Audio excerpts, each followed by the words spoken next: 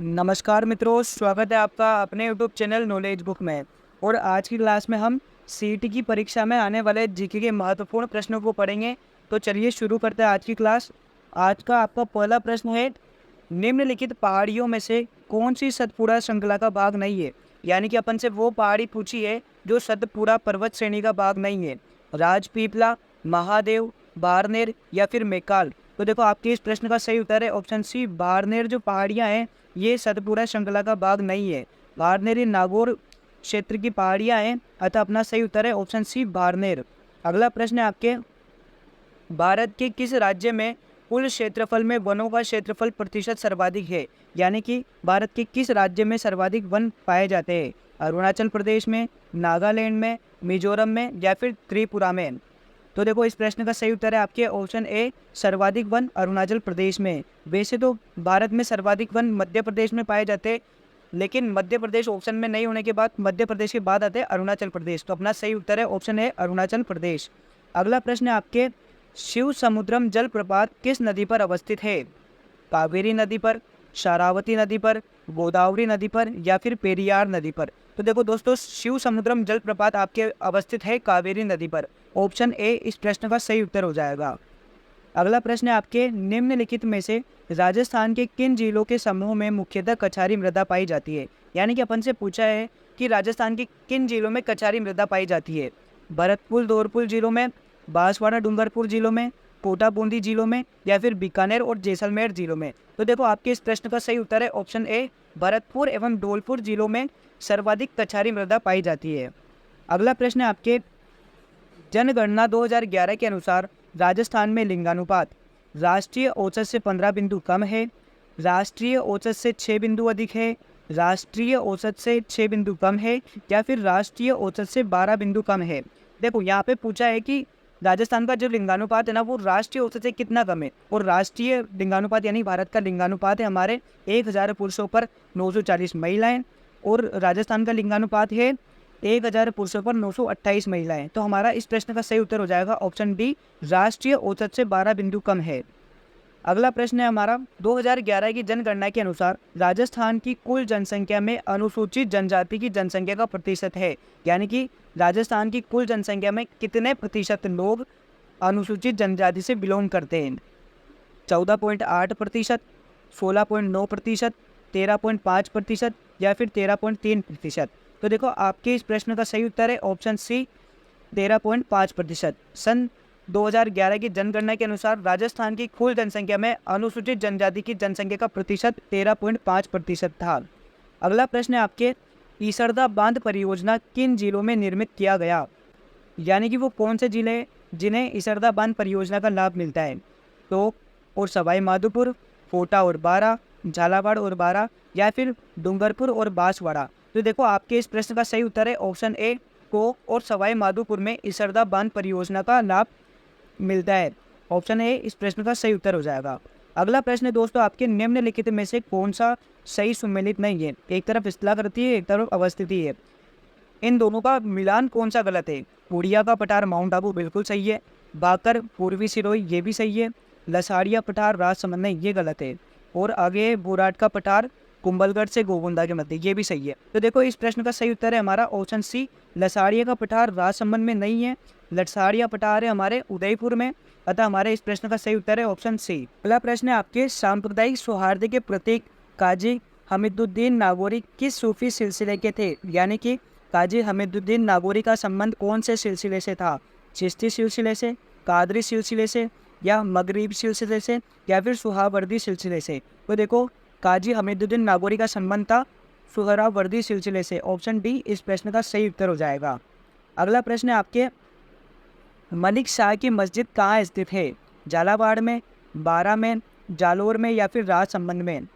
तो आपके इस प्रश्न का सही उत्तर है ऑप्शन सी, जालोर। मलिक शाह की मस्जिद जालोर दुर्ग में स्थित है। अगला प्रश्न है आपके, यदि भारतीय मानक समय IST को निर्धारित करने वाली देशांतर रेखा को प्रधान देशांतर रेखा का दर्जा दिया जाए तो अंतर्राष्ट्रीय तिथि रेखा का देशांतर क्या होगा। इन्होंने कहा है कि भारतीय मानक समय रेखा यानी कि जो 82.5 डिग्री रेखा है उसे प्रधान रेखा माना जाए, तो फिर अंतर्राष्ट्रीय तिथि रेखा का देशांतर क्या होगा।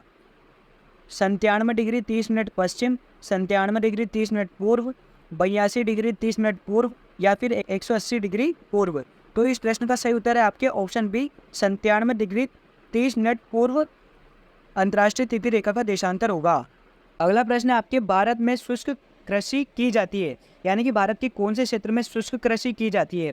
100 से 150 सेमी वार्षिक वर्षा क्षेत्रों में, 35 से 75 सेमी वार्षिक वर्षा क्षेत्रों में, या फिर 75 से 110 सेमी वार्षिक वर्षा क्षेत्रों में, या फिर 150 सेमी से अधिक वर्षा वाले क्षेत्रों में। तो देखो भारत में शुष्क क्षेत्र कृषि की जाती है 35 सेमी से 75 सेमी वार्षिक वर्षा वाले क्षेत्रों में। ऑप्शन बी इस प्रश्न का सही उत्तर हो जाएगा।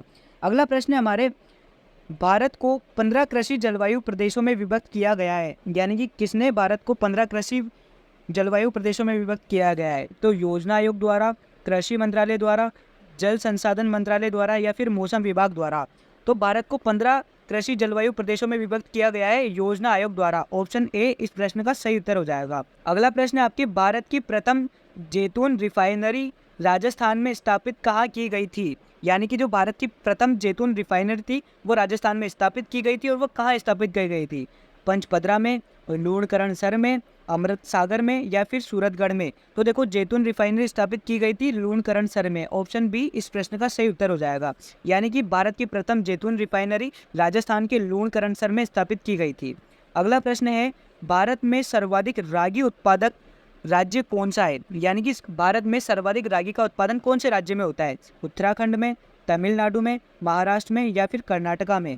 तो इस प्रश्न का सही उत्तर है ऑप्शन डी, सर्वाधिक रागी का उत्पादन कर्नाटका में होता है। अगला प्रश्न है हमारे, निम्नलिखित में से कौन सा सम्मिलित नहीं है? एक तरफ स्थानांतरित कृषि के क्षेत्र दिए हुए और एक तरफ राज्य दिए हुए। ओनम केरल, बिल्कुल स्थानांतरित कृषि को केरल में पोनम ही बोला जाता है।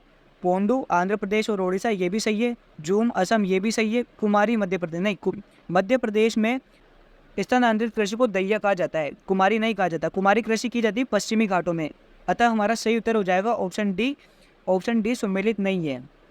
अगला प्रश्न है, पाक स्ट्रेट अवस्थित है, यानी कि पाक स्ट्रेट कहाँ पर अवस्थित है?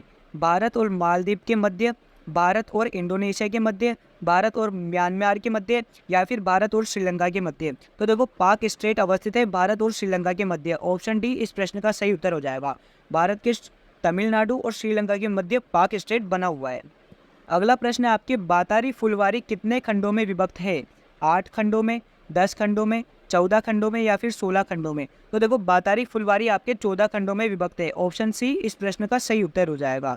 अगला प्रश्न है आपके, गोविंद देव मंदिर जयपुर एवं मदन मोहन मंदिर करौली का संबंध किस संप्रदाय से है? नाथ संप्रदाय से, वल्लभ संप्रदाय से, राम स्नेही संप्रदाय से या फिर गौड़ीय संप्रदाय से। तो देखो इन दोनों मंदिरों का संबंध है गौड़ीय संप्रदाय से। ऑप्शन डी इस प्रश्न का सही उत्तर हो जाएगा। अगला प्रश्न है आपकी, केसरी सिंह बारट ने चेतावनीराज चुंटिया किसको संबोधित करके लिखा था? यानी उन्होंने जो चेतावनीराज चुंटिया लिखा वो किसको संबोधित करके लिखा था? महाराणा प्रताप को, महाराणा फतेह सिंह को, महाराणा अजीत सिंह को या फिर मिर्जा राजा जय सिंह को। तो देखो केसरी सिंह बारट ने चेतावनीराज चुंटिया लिखा था महाराणा फतेह सिंह को। ऑप्शन बी इस प्रश्न का सही उत्तर हो जाएगा।